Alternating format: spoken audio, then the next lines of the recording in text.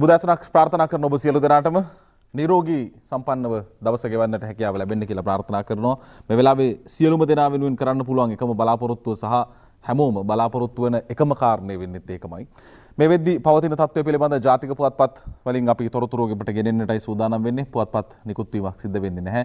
බොහොම අන්තර්ජාලයෙන් අපි පුවත්පත් උපුටා ගැනීම සිදු කරන්නේ. ඒ අනුව අද දවසේදී පවතින කාරණා පිළිබඳ කතා කරන්නට කලින් මේ වෙද්දී ලෝකයේ තත්ත්වය පිළිබඳ ටිකක් විමසමු. ඒ අනුව කොරෝනා වෛරසය හා සම්බන්ධයෙන් ආසාදිත වූවන් 21,82,025ක් මේ මොහොත වන විට මේ 6:30 වෙද්දී ලෝකේ වාර්තා වෙනවා. මරණ සංඛ්‍යාව 1,45,513යි. සුව වූවන්ගේ සංඛ්‍යාව 5,47,094ක් විදිහට තමයි ලෝකේ වාර්තා කර තිබෙන්නේ. තවමත් ඇමරිකා එක්සත් ජනපදයේ තමයි බරපතලම ව්‍යසනයක තිබෙන්නේ.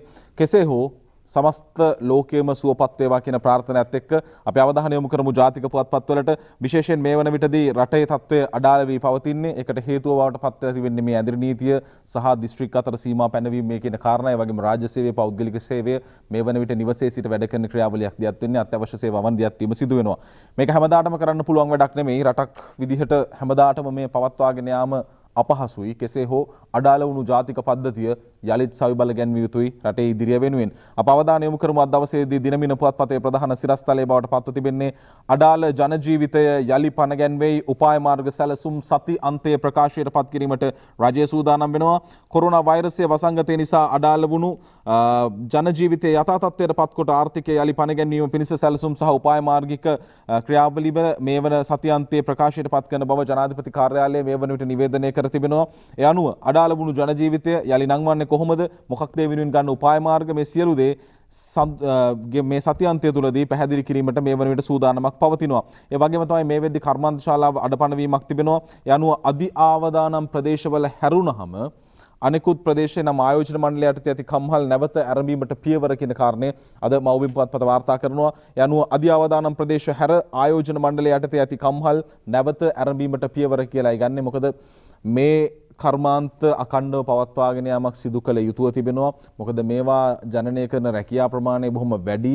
දැන් ලෝකයේ මේ වෙන විට දැවැන්ත රැකියා කප්පාදුවකට සිද්ධ වෙලා තිබෙනවා.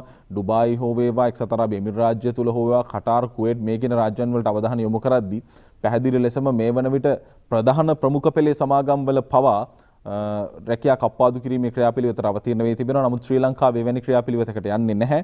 මේ ආයෝජන මණ්ඩලය ආරම්භීම කෙරෙහි අවධානය යොමු වෙලා තියෙනවා. පූර්ණ ආරක්ෂාව තහවුරු කිරීම මත පදනම්ව ඉදිරියේදී අධි අවදානම් ප්‍රදේශ හැරුණු විටදී මේ කර්මාන්ත ශාලා විවෘත කිරීමේ ක්‍රියාවලිය පිළිබඳ අවධානය යොමු කර තිබෙනවා. අපි එතනින් පසු අවධානය යොමු කරමු මේ වෙද්දී කොරෝනා වසංගතය හා සම්බන්ධයෙන් පැතිරීමේ ක්‍රියාවලිය අපට සතියක කාල සීමාවක් පුරා වාර්තා වුණේ නිරෝධායන මධ්‍යස්ථාන ඇතුළෙමයි. ඒ කියන්නේ ආසාදිත වූවන් පිළිබඳ හඳුනා ගැනීමක් කරලා ඔවුන් බොහොම ළඟ තියාගෙන මේ පරීක්ෂණ සිද්ධියත් කරමින් තිබුණා. ඔවුන් නිරෝධායන ක්‍රියාවලියට යටත් කරලා තිබුණා. හැබැයි ඊයේ වෙද්දී සතියකට පස්සේ නිරෝධායනයේ ක්‍රියාවලියට යටත් වුණු නිරෝධායන මධ්‍යස්ථාන වලින් පරිබාහිරව රෝගියෙකු වාර්තා වෙනවා කොටහේන ප්‍රදේශයේදී. මේ රෝගියා පිළිබඳ කතා කරද්දී ඉන්දිය සංචාරයක නිරත වුණු 59 හැවිරිදි කාන්තාවක් අද දිවයින පුවත්පතේ ප්‍රධාන සිරස්තලයේ බවට පත්වන්නේ. එය ඉන්දියාවේ වන්දනාවේගිය කතට දින 33කට පසු කොරෝනා වැළඳේ. ඇය පදිංචිව සිටි කොළඹ කෙසෙල්වත්ත නිවාස 58ක් හුදෙකලා කරයි. සැමියා සහ පුතුන් තිදෙනාත් රෝහලට. කොරෝනා රෝගියෙකු සමීපව ඇසුරු කළ අයෙකු අත්අඩංගුවටගත් කෙසෙල්වත්ත පොලිසියේ නිලධාරීන් 20 දෙනෙකුත් නිරෝධායනයට කියලාත් වාර්තා කරනවා. අසනීප තත්ත්වයකින් කොළඹ ජාතික රෝහලට ගෙනීමෙන් පසු කොරෝනා වැළඳී ඇති බවට පෙරේදා හඳුනාගත් කාන්තාව රෝගය වැළඳී ඇත්තේ වන්දනාචාරිකාවකට ඉන්දියාවට ගොස් යලි මෙරටට පැමිණ දින 33කින් පසුව බව අනාවරණ වී තිබෙනවා. ඇගේ කතාව මෙහෙමයි. මාර්තු මාසේ ඇය මේ සංචාරය නියන මාර්තු 2 වෙනිදා යනවා. ඊට පස්සේ මාර්තු 18 වෙනිදා ඇය පොලිසිය ලියාපදිංචි වෙනවා මේ සම්බන්ධයෙන් Taman යම් සංචාරයක නියැලුණා කියන කාරණේ.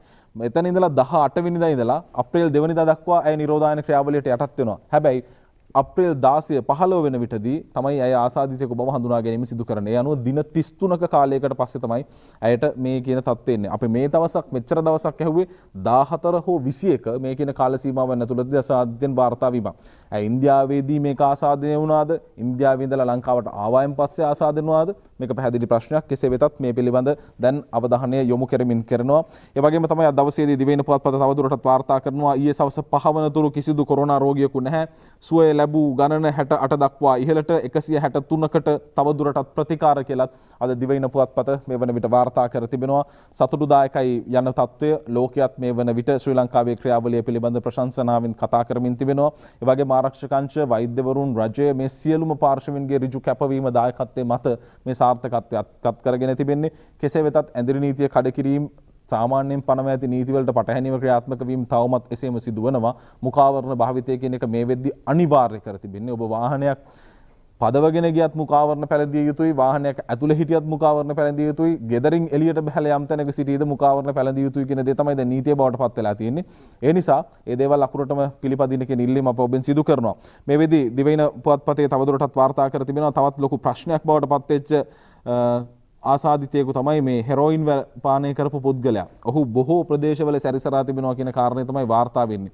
ඒ අනුව කොරෝනා වැළඳුණු කුඩු ලෝලීන් සැරිසරලා තොටළඟ නාගලගම් වීදියත් වසා දැමේ 118ක් නිරෝධායනයට පූනානි රැගෙන ඇති කියලා අද වාර්තා කරනවා දිවයින පුවත්පත. මෙතර කොළඹ තොටළඟ නාගලගම් වීදිය ප්‍රදේශයේ වසා දැමීමට ඊයේ සිට පියවරගත් බව ආරක්ෂක මාණ්ඩලික ප්‍රධානී සහ යුද හමුදාපති ලොතිනන්ට් ජෙනරාල් ශවේන්ද්‍ර සිල්වා මහතා සඳහන් කර තිබෙනවා කියලා වාර්තා කරනවා අද දවසේදී දිවයින පුවත්පත. ඒ නිසා මේක ඉතාමත්ම වැදගත් අවස්ථාවක්. මොකද ආසාදිතයින් හරහා තොරතුරු අනාවරණය කරගෙන යද්දී මේ කුඩු පාවිත කරන පුද්ගලයා වාර්තා වුණේ. ඔහු සමගින් සම්බන්ධතා පැවැත් වූ පුද්ගලයෝ කිහිප දෙනෙක් හිටියා. ඒ නිසා මෙතන යම් ආකාරයේ අනාරක්ෂිත තත්ත්වයක් තිබෙනවා. කෙසේ වෙතත් මේ වන විට කවුරුන්ද සම්බන්ධතා පැවැත්වුවේ කියන කාරණය පිළිබඳ හඳුනාගෙන යනවා. ඒ ඔස්සේ තමයි මේ තොටළඟ නාගලගම වීදිය වසා දැමීමේ ක්‍රියාවලිය සිද්ධ වෙලා තිබුණේ. ඒ වගේම මේ වන විට තවත් අවාසනාවන්ත සිදුවීමක් පිළිබඳ වාර්තා කරන්නට සිදුව තිබෙනවා. ඒ තමයි මේ කොරෝනා මර්ධනය සඳහා සියලු මංච ඍජුව දායක වෙන මොහොතකදී වාර්තා වෙනවා කොරෝනා මර්ධන ග්‍රාම කමිටු වලින් අද සිට ඉවත් වෙන්න කටයුතු කරන ග්‍රාම සේවකීන් මේ සම්බන්ධයෙන් ඉවත් වීමට ග්‍රාම නිලධාරීව කටයුතු කරනවා කියන ප්‍රවෘත්තියත් වාර්තා කර තිබෙනවා. කොරෝනා මර්ධනය කිරීම සඳහා සහ ආධාර බෙදා දීම වෙනුවෙන් පිහිටුවා ඇති ග්‍රාම කමිටු වලින් අද එනම් 17 වනදා සිට මෙරට සියලුම ග්‍රාම නිලධාරීවරුන් ඉවත් වීමට තීරණය කළ බව ශ්‍රී ලංකා එක්සත් ග්‍රාම නිලධාරීන්ගේ සංගමේ සභාපති කමල් කිත්සිරි මහතා ඊයේ දිවයිනට ප්‍රකාශ කරනවා. ඊයේ රාත්‍රියේ ජාතික රූපවාහිනියට ආපු පවිත්‍ර වන්‍යාරච්චි අමාත්‍යතුමි ප්‍රකාශ කළේ කුමන කාරණයක් පදනම් කරගෙන මෙවැනි තීරණයකට යනවද කියන දේ පිළිබඳ ඇත්තටම පැහැදිලි ප්‍රශ්නයක් තියෙනවා. අනික් කාරණේ තමයි සටනක් දියත් කරන හැමෝම එකට එකතු වෙලා එවැනි සටනක් දියත් කරන මොහොතකදී එක් පාර්ශවයක් ඉවත් වීම කියන දේ මේ සටන ක්‍රියාත්මක කිරීමේදී පැහැදිලි ප්‍රශ්නයක් බවට පත් වෙනවා. නමුත් මේක අරගෙන ආයුතුයි වෘත්තීමය වශයෙන් බොහොම ගෞරවනීය භූමිකාවක් වන ග්‍රාම නිලධාරීන්ට ගමේ කවුරුත් හිතන ගමේ ජනතාවගේ හිතසුව පිණිස වැඩ කරන ග්‍රාමීය සේවකයා ග්‍රාම නිලධාරී මහත්තයා මේ වගේ තීරණයකට අවතීර්ණ වුණොත් ඔවුන්ගේ වෘත්තිය පිළිබඳ මේ මොහොතේදී රටේ ඇතිවන තත්ත්වය පිළිබඳත් මේ නිලධාරීන් සිතා බැලිය යුතුයි කියන කාරණේ තමයි ඊයේ දවසේදීත් කියුනේ. ඉතින් ඇත්තට මේ කතාවේ සත්‍යතාවක් තියෙනවා. මේ වෙලාවේ හැමෝම එක විදිහට ජීවිතේ පරදුර තියලා වැඩ කරනවා. වෛද්‍යවරුන්, හෙදියන්, පොලිසිය, හමුදාව මේ හැමෝම. එවන් අවස්ථාවකදී මේ ජනතාවට සහන ප්‍රදානය කිරීමේ යාන්ත්‍රණයේ ප්‍රමුඛ භූමිකාවක් ඔබවන ග්‍රාම නිලධාරීන් තමන්ගේ කාර්යභාරය අතහැරලා වෙනත් තැනකට යන්නට ගියොත් මේ වැඩේ කොහොම හරි යයි. නමුත් ග්‍රාම නිලධාරියා කියන භූමිකාවට තියෙන ගෞරවය පිළිබඳ පැහැදිලි ප්‍රශ්නයක් මේ මොහොතේ පැන නැගී. කෙසේ වෙතත් ඔවුන්ගේ ඉල්ලීමුත් එක්ක ඔවුන් ඉදිරියට පැමිණීමට නියමිතයි. ඒ පිළිබඳ සාකච්ඡා කර බලා මේක බොහොම සාර්ථක සුහද විදිහකට විසඳේවි කියන බලාපොරොත්තුව අප සතුව තියෙනවා. ඒ වගේම තමයි මේ වන විට කොරෝනා පරාජය කිරීමේ ක්‍රියාවලිය තුලදී ශ්‍රී ලංකාවට තවත් සුවිශේෂී භූමිකාවක් හිමි වෙනවා. ඒ තමයි මේ කොරෝනා පරදන සටනේ ලෝක නායකින් අතර ගෝඨාභය රාජපක්ෂ ජනාධිපතිතුමන් 9 වන තැනට පත්ව තිබෙනවා. මේක අපේ ප්‍රධාන ප්‍රවෘත්ති ප්‍රකාශයේ මීට දින දෙකකට පමණ පෙර වාර්තා කෙරුණා. අද මව්බිම් පුවත්පතේ ප්‍රධාන සිරස්තලයේ බවට පත්ව තිබෙන්නේ මේ කාරණය. ඒ අනුව කොරෝනා සටනේ ලෝක නායකින් අතර ගෝඨාභය 9ට මෝදි 38 ට්‍රම්ප් 70 පුටින් 50 කියලායි වාර්තා කර තිබෙන්නේ. අතරම ප්‍රශංසනීය ක්‍රමවේදයක් ජනතාව සියලුම දෙනා මේකට විශ්වාසය කරනවා සහ ජනතාව සියලු දෙනා මේ සාක්ෂිකරුවන් බවට පත් වෙනවා.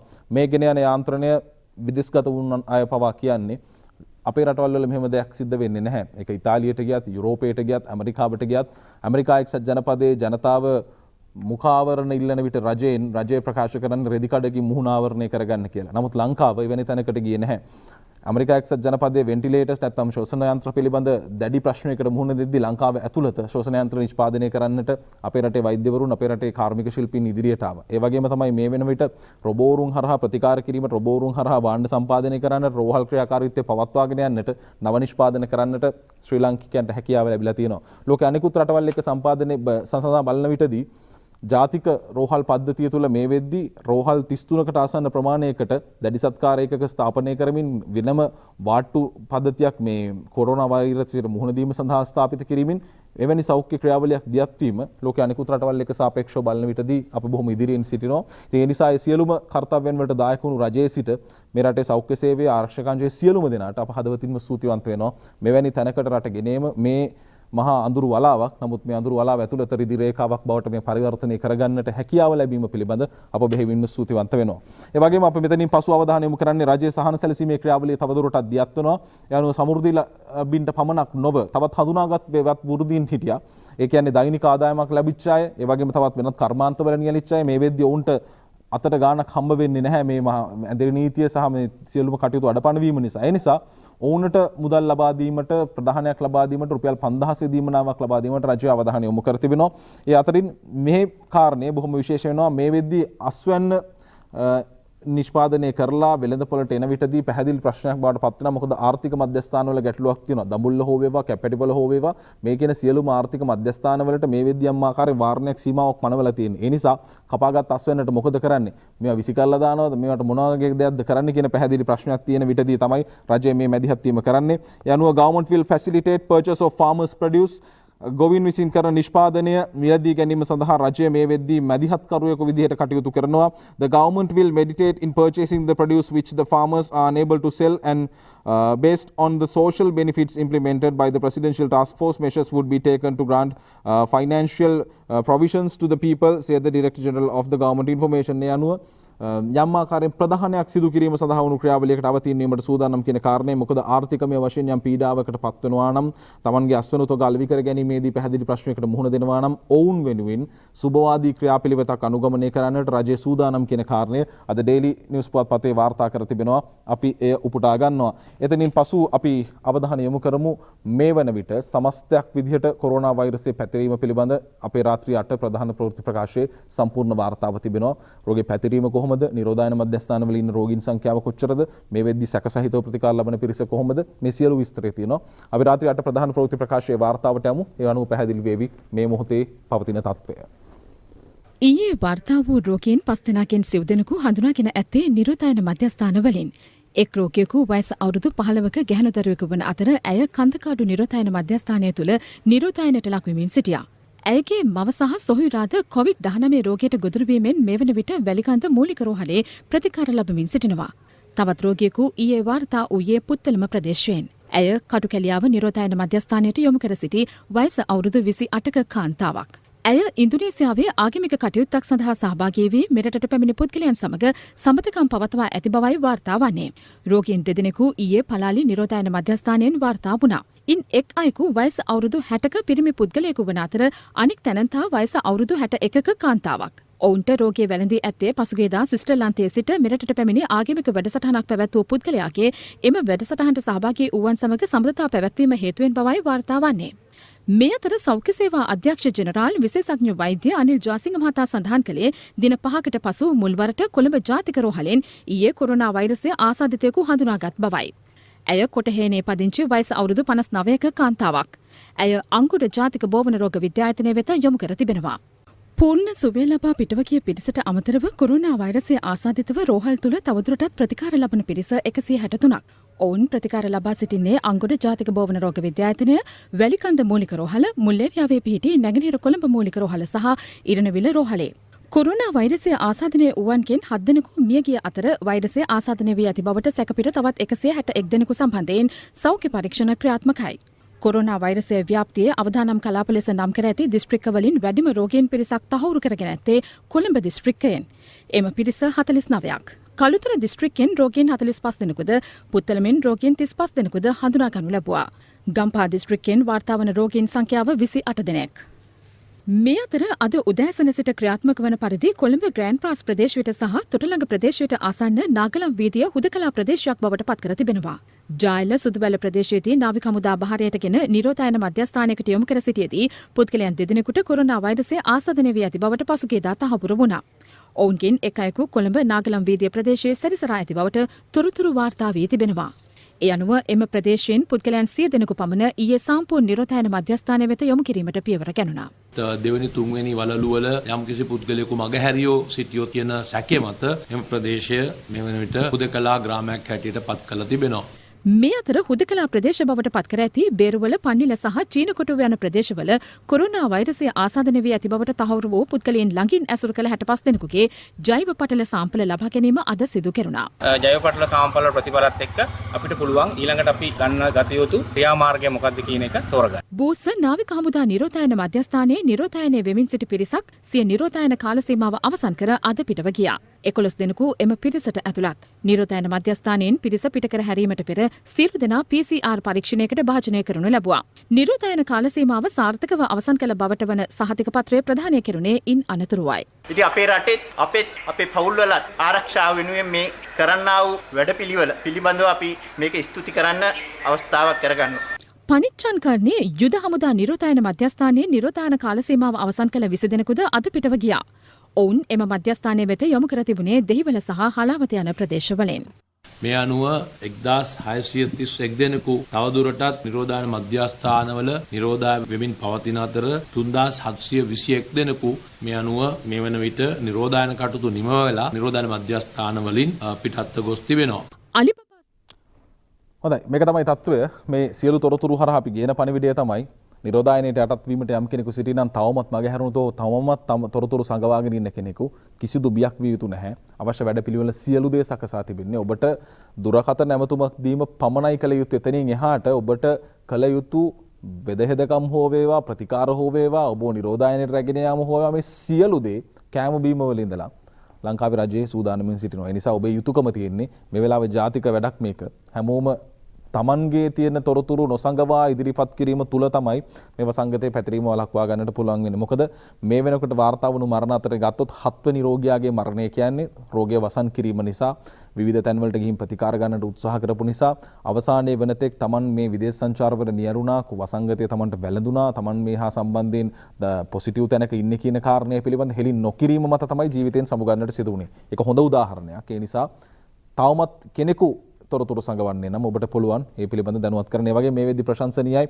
ලෝකේ නිරන්තරයෙන් කියන දේ තමයි ටෙස්ටිං තමයි වැදගත්ම දේ. පරීක්ෂණ කටයුතු දියත් කිරීම තමයි වැදගත්ම දේ. දැන් ලංකාවේ රජය ඒ සම්බන්ධයෙන් පූර්ණ අවධානයක් යොමු කර තිබෙනවා. නිරෝධායනය අවසන් කර ගියපු අයත් ඔබ දැක්කා 11 දෙනෙකු මේ වෙද්දි මේ PCR පරීක්ෂණයට යටත් කර තිබෙනවා. ඒ වගේම අර ආසාදිතයින් හමු වුණු ප්‍රදේශවල ආස්තිතවත් දැන් මේ ජීව සාම්පල් ලබා ගැනීමෙන් පරීක්ෂණ කටයුතු දියත් කරනවා. මොකද පරීක්ෂණය හරහා තමයි මේ තහවුරු කර ගැනීමේ හැකියාව පවතින්නේ. ඒත් එක්කම දැන් මැතිවරණය පැවැත්වීම සම්බන්ධයෙන් ලොකු කතිකාවක් සමාජය ඇතුලේ තියෙනවා. රටක් ඉදිරියට ගෙන යන්නට නම් මැතිවරණයක් හරහා නිසි පාලනයක් ස්ථාපිත විය යුතුයි. මේ මොහොතේ පවතින්නේ මේ බාරකාර රජයක් විදිහට ක්‍රියාත්මක වීම තියෙන්නේ. ඒ නිසා ඉදිරිය කියන්නේ ලංකාවට බොහොම අභියෝගාත්මක කාලවකවානුවක්. දැවැන්ත තීන්දුව తీරන ගන්නට සිදු වේවි. ජනතාවට ඇතම් අවස්ථාවන් වලදී ඉවසා දරාගෙන සිටින්නට සිදු වේවි. මොකද ලෝකයේ ආර්ථිකයේම සමස්තයක් කඩා වැටි අවසන් නිසා මේ වෙද්දී දකුණු කොරියාව තමයි ආකෘතිය බවට පත් වෙන්නේ. දකුණු කොරියාව මේ වෙද්දී රෝගීන් 3100යි දවසකට රෝගීන් 30ක් වාර්තා වෙනවා. හැබැයි දකුණු කොරියාවේ 66ක් ඡන්දය දාලා තියෙනවා. අද මව්බිම ප්‍රධාන සිරස්තලය රෝගීන් 3100යි දවසකට රෝගීන් 30ක් වාර්තා වෙද්දී දකුණු කොරියාවේ 66ක් ඡන්දය දාලා පසුගිය මැතිවරණයට වඩා ඡන්දය ලක්ෂ 50කුත් වැඩි වෙලා පාලක පක්ෂය තමයි ජයග්‍රහණය කරන්නේ දකුණු කොරියාවේ මව්බිම ප්‍රධාන සිරස්තලය බවට පත්වන්නේ එයයි. ඒ වගේම අපි දිවයින පුවත්පතට අවධානය යොමු කරනවා. දිවයින පුවත්පතේත් වාර්තා කර තිබෙනවා අද මේ සම්බන්ධයෙන් කොරෝනා නිම වී දින 35කින් පසු මැතිවරණයේ පැවැත්වීම සුදුසුයි. මැතිවරණ නිරීක්ෂණ සංවිධාන කියයි. මැතිවරණය අවශ්‍යවත් ජනතාවගේ ආරක්ෂාව අත්‍යවශ්‍යයි. ශ්‍රී ලංකාව කොරෝනා වසංගතයෙන් සම්පූර්ණයෙන්ම නිදහස් බවට සෞඛ්‍ය අංශය ප්‍රකාශයට පත් කරන දිනයේ සිට දින 35කින් පසුව පාර්ලිමේන්තු මැතිවරණය පැවැත්වීම වඩාත් සුදුසු බව මැතිවරණ නිරීක්ෂණ සංවිධාන පවසනවා.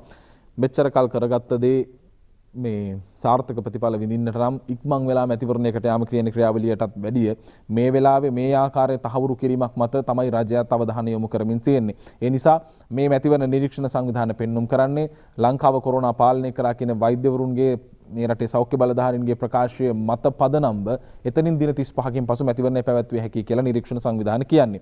ඒ වගේම මෙතනදී දිනමින පුවත්පතේ වාර්තාවටත් අපි අවධානය යොමු කරනවා. දිනමින පුවත්පත වාර්තා කරන්නේ දැන් පාසල් ආරම්භ වීම සම්බන්ධයෙන් මේ වන විට දැනුම් දීමක් තියෙනවා. මැයි 11 වන දින බොහෝ දුරට පාසල් ආරම්භ කිරීමේ හැකියාව ලැබෙනවා කියන කාරණේ මත පදනම්ව අද දවසේදී දිනමින පුවත්පතේ වාර්තාවට අප අවධානය යොමු කරමු. දිනමින පුවත්පත වාර්තා කර තිබෙනවා මැතිවරණය නිසා පාසල් ආරම්භම කල් දමන්නේ නැහැ. අමාත්‍ය ඩලස් අලහපෙරුම් මහතාගේ ප්‍රකාශය මැතිවරණයේ පැවැත්වුවොත් ඒ කාලවකවානුව තුළදී ඒ හරහා කිසිදු ආකාරයෙන් පාසල් ආරම්භ වීමේ කාල සීමාව පසුපසට දමන්නේ නැහැ. පාසල් ආරම්භ වීම කල් දමන්නේ නැහැ කියන කාරණය අධ්‍යාපන අමාත්‍යවරයා සහතික වනවා. ඒ ප්‍රකාශය තමයි දිනමින පුවත්පත වාර්තා කරද්දී. ඒ වගේම මේ වෙද්දී මැතිවරණ කොමිසම පැත්තෙන් මොකද්ද වෙන්නේ කියන කාරණේ. මොකද ජනාධිපතිතුමාගේ ලේකම්තුමා ජනාධිපති ලේකම්තුමා ඔබ ලිපියේ කිව්වේ මැතිවරණ පැවැත්වීම දින නියම කිරීම කියන දේවල් විෂයපතේ වෙන්නේ මැතිවරණ කොමිසමේ මැතිවරණ කොමිසමේ කාර්යභාරයක් ඒක. ඒ නිසා ඔබ තමයි තීරණය කළ යුත්තේ කියන කාරණය පිළිබඳ කියවිලා තිබුණා. අද වාර්තා කර තිබෙනවා election commission to meet on 20th April අප්‍රේල් 20 වෙනිදා මැතිවරණ කොමිසම හමු වීමට නියමිතයි. The National Election Commission has scheduled a special meeting on April 20th to discuss the prevailing issues with the regarding the holding. The General Election Commission media spokesman Channa P. D. Silva said මේ මාධ්‍ය ප්‍රකාශකතුමා ප්‍රකාශ කරන්නේ 20 වෙනිදා හමු වෙනවා. He told the Daily News that subsequent to this meeting commission has also scheduled meeting with the health authorities, security officials and the postmasters general. මේ වෙද්දී ආරක්ෂක අංශ සමගින් ඒ වගේම සෞඛ්‍ය බලධාරීන් සහ තැපැල් දෙපාර්තමේන්තුව සමගින් මේ සාකච්ඡාවට අමතරව තවත් සාකච්ඡාවක් ඇඳවා තිබෙනවා. The meeting will be held at the election secretariat premises in Rajagiriya. The meeting have been convened on the instructions of the commission chairman Mahinda Deshapriya මැතිවරණ කොමිසමේ සභාපතිතුමන්ගේ මඟ පෙන්වීම යටතේ තමයි රාජගිරියේදී මේ සාකච්ඡාව පවත්වලා තියෙන්නේ. ඒ අනුව අදාළ බලධාරීන් මේ සම්බන්ධයෙන් සාකච්ඡා කරනවා. ඒ වගේම සෞඛ්‍ය බලධාරීන් ආරක්ෂකංශ මේ සියලු දෙනාගේම නිර්දේශ මත පදනම්ව තමයි මැතිවරණ කොමිසම මැතිවරණය පැවැත්වීම සම්බන්ධ ක්‍රියාවලියට අවතීන වීමට සූදානම්ව සිටින්නේ. ඒ තමයි අද දවසේදී ඩේල් නිවුස් පත්පත වාර්තා කර තිබෙන්නේ. එතනින් පසු අපි අවධානය යොමු කරමු ඊයේ දවසේදී මේ එළඹෙන අප්‍රේල් 21 වෙනිදා කියන්නේ ලංකාවේ අපිට අමිහිරිම අත්දැකීමක් සහිත වුණු කාලවකවානුවක් පාස්කු විරුදින ප්‍රහාරය සිදුවීමත් එක්ක ඒයට වගකිව යුත්තන් කවුරුන්ද කියන දේ පිළිබඳ විවිධ තැන්වලදී පරීක්ෂණ පැවැත්වුණා. හැබැයි ඒ පැවැත් වූ පරීක්ෂණවලදී සාධාරණයක් නියම වරදකරුවන් කවුරුන් යන්න හඳුනාගත්තාද කියන දේ පැහැදිලි ප්‍රශ්නයක් බවට පත් වුණා. පාර්ලිමේන්තු තේරීම් කාරක සභාවක් තිබුණා. ඒ තේරීම් කාරක සභාවේ ප්‍රශ්න විමසීම සම්බන්ධයෙන් ජනතාවට ප්‍රසිද්ධියේ මේ දේවල් පළ කර තිබුණා. නමුත් ඒ හරහා දැනෙන සාධාරණයක් ඉෂ්ට වුණාද කියන දේ පිළිබඳ පැහැදිලි ප්‍රශ්නයක් තිබුණා. ඒ අනුව තමයි ජනාධිපති ගෝඨාභය රාජපක්ෂ මහතා විසින් නැවත මේ සම්බන්ධ පූර්ණ විමර්ශනය ආරම්භ කරන්නේ. ඒකේ විමර්ශනයේ දිගුවක් විදිහට තමයි දැන් මේ මොහොතේ සිදුවන ප්‍රායෝගික ක්‍රියාවලිය සිදුවෙමින් පවතින්නේ. අප අවධානය යොමු කරමු. ඒ පිළිබඳව දවසේදී වාර්තා කර තිබෙනවා. දිවයින පුවත්පතේ වාර්තාවට අපි අවධානය යොමු කරමු. මන්නාරමේ අක්කර 3000ක් මිලට ගැනීම ගැන හිටපු ඇමති රිෂාඩ්ගෙන් CID පැය 4ක් ප්‍රශ්න කරයි කියලා වාර්තා කරනවා. මන්නාරම ප්‍රදේශයේ අක්කර 3000කට අධික ප්‍රමාණයක් සැක කටයුතු අන්දමින් මිලදී ගැනීම සම්බන්ධයෙන් හිටපු අමාත්‍ය රිෂාඩ් බදුරුදීන් මහතාගෙන් අපරාධ පරීක්ෂණ දෙපාර්තමේන්තුව ඊයේ පැය 4ක කාලයක් ප්‍රශ්න කර තිබෙනවා. මීට පෙර රිෂාඩ් බදුරුදීන් මහතාගේ සහෝදරයා අත්අඩංගුවට ගැනීමක් සිදු කළා. මේ බෝම්බ පුපුරා ගැනීමේ ක්‍රියාවලියට අදාළ පාර්ශවයෙන් සමගින් දුරකථන සම්බන්ධතා පැවැත්වීමේ කියන ක්‍රියාවලිය මත පදනම්ව. ඒ සම්බන්ධයෙන් රිෂාඩ් බදුරුදීන් මහතා ඊයේ CID එකෙන් එළියට අවිල්ලා ප්‍රකාශයක් දෙනවා. ඒ තමයි මේ මගේ සහෝදරයා අත්අඩංගුවට ගැනීම යුක්ති සහගත නැහැ දුරකථන ඇමතුමක් ලබා දීම සම්බන්ධයෙන්. මොකද ඒ බෝම්බ ප්‍රහාරයට සම්බන්ධ වූවන් ප්‍රමුඛ පෙළේ ව්‍යාපාරිකයන් ඔවුන් සමගින් තමයි සම්බන්ධතාවය පවත්වා තිබුණේ. ඒ නිසා මේ පාස්කු ප්‍රහාරයකට අදාළව දුරකථන ඇමතුම් ගත්තා කියන එකට තමන්ගේ සහෝදරයා අත්අඩංගුවට ගැනීම වැරදි කියන කාරණේ හිටපු අමාත්‍ය රිෂාඩ් බදුරුදීන් මහතා ප්‍රකාශ කර තිබුණා. අද මව්බිම් පුවත්පතේත් මේ පිළිබඳ තොරතුරු වාර්තා කරනවා. මව්බිම් පුවත්පතේ වාර්තාවට අපි දැන් අවධානය යොමු කරමු. මව්බිම් වාර්තා කරනවා ඒ අනුව රිෂාඩ් බදුරුදීන්ගෙන් පැය 4ක් CID කියලායි වාර්තා කර තිබෙන්නේ. අද මව්බිම් පුවත්පතේ වාර්තාව දිනමින පුවත්පතත් මේ පිළිබඳ තොරතුරු වාර්තා කරනවා. දිනමින පුවත්පතට අපි අවධානය යොමු කරමු. හිටපු ඇමති බදුරුදීන්ගෙන් අපරාධ පරීක්ෂණ දෙපාර්තමේන්තුව පැය 4ක් ප්‍රශ්න කරයි. බිරිඳට සහ ඔහුට අයත් මන්නාරමේ ඉඩම් 200ක ඔප්පුත් නිවසින් සොයාගනි. ප්‍රශ්න කළේ ඉඩම් ගැන යලි ප්‍රශ්න කිරීමට නියමිතයි. ප්‍රශ්න කිරීම සිදු කරන්නේ ඉඩම් පිළිබඳවයි. එය යලි තවදුරටත් කිරෙන්න බලාපොරොත්තු වෙනවා. ඒ වගේම සතුසේ ගනුදෙනු ගැන ලියකියවිලිත් ඒ අතර කියලායි වාර්තා කර තිබෙන්නේ. අද දවසේදී දිනමින පුවත්පතේ වාර්තාවයි මේ අප උපුටා ගන්නේ. මේත් එක්කම විශේෂයෙන්ම සඳහන් කරන කාරණේ තමයි පාස්කුවිරිදා බෝම්බ ප්‍රහාරයේ පරීක්ෂණ ගැන අගරාධ ගුරුතුමන්ගේ ප්‍රසාදය පළ වී තිබෙනවා. උන්වහන්සේ බොහෝ තැන්වලදී විවේචනාත්මක අදහස් පළ කරා මේ සාධාරණ විදිහට පරීක්ෂණයක් දියත් වෙන්නේ නැහැ. සාධාරණ ආකාරයෙන් මේ අත්අඩංගුවට ගැනීමක් හෝ සාධාරණ විදිහට මේ ක්‍රියාවලිය දියත් වෙන්නේ නැහැ කියන කාරණය පිළිබඳ නිරන්තරයෙන් උන්වහන්සේ ප්‍රකාශ කර තිබුණා. හැබැයි මේ මොහොතේදී උන්වහන්සේගේ ප්‍රකාශය මේ වසරක් ගත වීමට නියමිත තැනදී පාස්කුවිරිදා බෝම්බ ප්‍රහාරයේ පරීක්ෂණ ගැන අගරාධ ගුරුගේ ප්‍රසාදය කියලා වාර්තා කරනවා. සතුටුයි එවැනි තැනකට රජය මේ පරිවර්තනය කර ගැනීම හා සම්බන්ධයෙන්. ඒ වගේම අද දවසේදී අප මීළඟට අවධානය යොමු කරනවා දිස්ත්‍රික්ක 21ක ඇඳිරි නීතිය ලිහිල් කිරීම සම්බන්ධයෙන්. මොකද හැමදාම මේක පවත්වාගෙන යන්නට බෑ. ජන ජීවිතය සම්පූර්ණයෙන් අඩාල වී තිබෙන්නේ. ඒ නිසා ජනතාව බලාපොරොත්තු වෙනවා මේ මොහොතේදී යම් ආකාරයකින් Tamanගේ සුපුරුදු ජීවන රටාවට පැමිණීමක් පිළිබඳ. අද ලංකාදීප පුවත්පත කරන වාර්තාවට තමයි අපි අවධානය යොමු කරන්නේ. ලංකාදීප පුවත්පතේ ප්‍රධාන සිරස්තලය දිස්ත්‍රික්ක 21ක ඇඳිරිය ලිහිලක් එන සතියේ කොළඹ ගම්පහ කළුතර පුත්තලම දිගටම එන සතිය ගැන තමයි මේ කියන්නේ. බොහොම වගකීමෙන් යුතුව අද ලංකාදීප වාර්තාවයි අපි මේ උපුටා ගන්නේ. දිස්ත්‍රික්ක 21ක ඇඳිරිය ලිහිලක් එන සතිය කියලායි වාර්තා කරන්නේ. දිවයින පුරා පනවා ඇති ඇඳිරි නීතිය සංශෝධනය කරමින් දිස්ත්‍රික්ක 21ක ඇඳිරි නීතිය ලබන සතියේ ලිහිල් කරනු ඇතැයි රජයේ ආරංචි මාර්ග සඳහන් කරනවා. කොරෝනා වෛරසය හේතුවෙන් දැනට අධි අවදානම් දිස්ත්‍රික්ක ලෙස නම් කර ඇති දිස්ත්‍රික්ක 4ක් හැර සෙසු දිස්ත්‍රික්කවල ඇඳිරි නීතිය ලිහිල් කිරීමට නියමිත ඇති බව ආරංචි මාර්ග පවසනවා කියන කාරණේ තමයි තහවුරු කිරීමක් නෙවෙයි. ආරංචි මාර්ග පවසනවා කියන කාරණේ මත පදනම්ව ලංකාදීප පුවත්පතේ ප්‍රධාන සිරස්තලය නිසා අප මේ කාරණේ උපුටා ගන්නවා. ඒ වගේම අරුණ පුවත්පතේත් අද මේ සම්බන්ධයෙන් තොරතුරු වාර්තා කර තිබෙනවා. අපි එයටත් අවධානය යොමු කරමු. අරුණ පුවත්පතේ වාර්තාව බවට පත් වෙන්නේ ඇඳිරි නීතිය ඉවත් කිරීමට අවධානය සඳුදා සිට රට පුරා කියලායි වුන් වාර්තා කර තිබෙන්නේ. එළඹෙන සඳුදා දිනේ සිට දිවා කාලයේදී රට පුරා ඇඳිරි නීති ඉවත් කිරීම කෙරෙහි රජයේ අවධානය යොමු වී ඇත. මේ අනුව දිනපතා පෙරවරු 6ට ඉවත් කරන ඇඳිරි නීතිය යලි පැනවෙන්නේ රාත්‍රී 8ටය. කෙසේ වෙතත් අවදානම් කලාප ලෙස හඳුනාගෙන දැනට වසා දමා ඇති ප්‍රදේශ තවදුරටත් එලෙසින්ම පවතිනු ඇතැයි වාර්තා වෙනවා. දිවා කාලයේ ඇඳිරි නීති ඉවත් කළද සේවකයන් කැඳවීමට නියමිතව ඇත්තේ රජයේ සේවකයන්ගෙන් 20%ක ප්‍රමාණයක් බව ආරංචි මාර්ග සඳහන් කරනවා කියලයි අද අරුණ පුවත්පත වාර්තා කර තිබෙන්නේ. ඒත් එක්කම අපි අවධානය යොමු කරනවා මීළඟට රජයේ මේ වන විට ලබා දී ඇති සහන ක්‍රියාවලිය පිළිබඳ. සෞභාග්‍ය.lk ඔබටත් පුළුවන් ලියාපදිංචි වී බීජ වර්ග ඉල්ලීම් කරන්නට අපි මේ සම්බන්ධ විශේෂ වැඩසටහන් කිහිපයක්ම පවත්වා තිබුණා. මීට අමතරව තවත් තිබෙනවා මේ වෙද්දී වවන්නට හැමෝම සූදානමින් සිටින්නේ. අද දිනමින වාර්තාව සෞභාග්‍ය ගෙවතු වැඩසටහන යටතේ අලුත් ණය යෝජනා ක්‍රමයක් 4 පොලියට ලක්ෂ 5ක් දක්වා ණය කියලා අද දිනමින පුවත්පත වාර්තා කර තිබෙනවා. ඒ අනුව වවන්නට යොමු වෙන අයට මේ ආකාරයේ සහන සලසන්නට සෞභාග්‍ය ගෙවතු වැඩසටහන යටතේ කෘෂිකර්ම අමාත්‍යාංශය මූලික කරගත් වැඩපිළිවෙල සූදානමින් සිටිනවා කියලායි වාර්තා කරන්නේ. ඒ වගේම තවත් ජනතාවගෙන් තියෙන ප්‍රශ්නයක් මේ මොහොතේ වාර්තා කර තිබෙනවා. මොකද මේ වෙලාවේ විදේශගතව සිටින බොහෝ දෙනෙක් රටට එන්නට බලාපොරොත්තු වෙන සිටිනවා. ඔවුන්ට එන්නට හැකියාවක් නැහැ මේ වෙද්දී ගුවන්තොටුපළ ඒ රාජ්‍යයන්හි පවතින තත්ත්වය මත පදනම්ව. කෙසේ වෙතත් මේ කාරණය අද වාර්තා කර තිබෙන්නේ අපි උපුටා ගන්නවා මව්බිම පුවත්පතේ වාර්තාව. මාලදිවයිනේදී අසරණ වූ ගුවන් කාර්මික ශිල්පීන් 150ක් ලංකාවට එන්න අවසර ඉල්ලයි කියලා වාර්තා කරනවා. ඒ අනුව මෝල්ඩිව්ස් ගුවන් සමාගමෙන් රැකියාවෙන් ඔවුන්ට යන්න කියලා තියෙනවා. මේ ආකාරයෙන් මාලදිවයින අසරණ වූ ගුවන් කාර්මික ශිල්පීන් 150 තමයි ලංකාවට එන්නට ඉල්ලන්නේ. මේ වගේම ඩුබායි කුවේට් වැනි රාජ්‍යයන් වල පවා මේ වෙන විට සේවා ගිවිසුම් අවසන් කරන ලද මිනිස් පුද්ගලයින් ඉන්නවා. ඒ වගේම ඔවුන්ගේ වීසා සම්බන්ධයෙන් යම් ආකාරයෙන් ප්‍රශ්න තිබෙනවා. මේ පිළිබඳ විදේශ කටයුතු අමාත්‍යාංශය දැනුවත් කිරීමේ හැකියාවක් තිබෙනවා. ජනාධිපතිතුමා වෙනමම නිලධාරීන් මේ සම්බන්ධයෙන් යොදවලා තියෙනවා. ඉතින් මේ ඔවුන්ගේ දුක් ගැනවිල්ල මේට ඉදිරිපත් කරන්නට පුළුවන්. ඒ හරහා හැකි ඉක්මනින් මේට අදාළ විසඳුම් ලබා දීම තමයි රජයේ පාර්ශ්වයෙන් මේ වන විට ප්‍රකාශයට පත් කර තිබෙන්නේ. ඒ වගේම අද දවසේදී ඩේල් නිවුස් පොත්පතේ වාර්තාවකට අපි අවධානය යොමු කරනවා. majority of senior citizens paid 5000 allowance. ඒ අනුව ජ්‍යෙෂ්ඨ පුරවැසියන්ගෙන් වැඩි පිරිසකට මේ වන විට රුපියල් 5000 දීමනාව ලබා දී තිබෙනවා කියලා තමයි වාර්තා කර තිබෙන්නේ ඩේල් නිවුස් වාර්තාව. 5,000 allowance paid to the 3.1 million elders over the age of 70 years by the National Ad Secretariat for Elders has now been completed, said the Director of National Elders Secretariat, Saman Udawat, addressing the media briefing the Government Information Department. ඊයේ දවසේ අපේ රාත්‍රී ජාතික රූපවාහිනියේ පැවතුණු වැඩසටහනේදීත් මෙතුමන් සම්බන්ධ වුණා. එතනදීත් මෙතුමන් ප්‍රකාශ කළේ විධිමත් ආකාරයෙන් ලැබිය යුතු පාර්ශවයෙන් සඳහා මේ වන විට වැඩිහිටි දීමනාව ලබා දීමේ ක්‍රියාවලිය යන වැඩිහිටියන්ට අමතරව රුපියල් 5000ක දීමනාව ලබා දීමේ ක්‍රියාවලිය දියත් කරනවා කියන කාරණය තමයි වාර්තා කර තිබෙන්නේ. මේ තමයි අද දවසේදී ජාතික පුවත්පත්වල වාර්තා වුණු කාරණා. අපි අතුල් පිටු කිහිපයකට අවධානය යොමු කරමු. විශේෂයෙන්ම මේ වෙද්දී ලෝකයේ තත්ත්වය පිළිබඳව අපි විමසා බලන විටදී ලෝකයේ කියවෙන කාරණය තමයි මේ පවතින තත්ත්වය මත පදනම්ව COVID-19 ආසාදනය වූ 78ක් රෝග ලක්ෂණ නොපෙන්වති කියලා අද වාර්තා කර තිබෙනවා. අප මේ උපුටා ගනු ලබන්නේ මව්බිම පුවත්පතෙන්. මව්බිම පුවත්පතේ වාර්තාව කොවිඩ් වෛරස රෝගීන්ගේ සංඛ්‍යාව ගෝලීය වශයෙන් මිලියන 2 ඉක්මවා ඉහළ ගොස් පවතින බව නිල සංඛ්‍යා ලේඛනවල සඳහන් වන නමුත් බොහෝ පිරිසකට කිසිවෙකු නොදැන වෛරසය වැළඳී තිබිය හැකිය.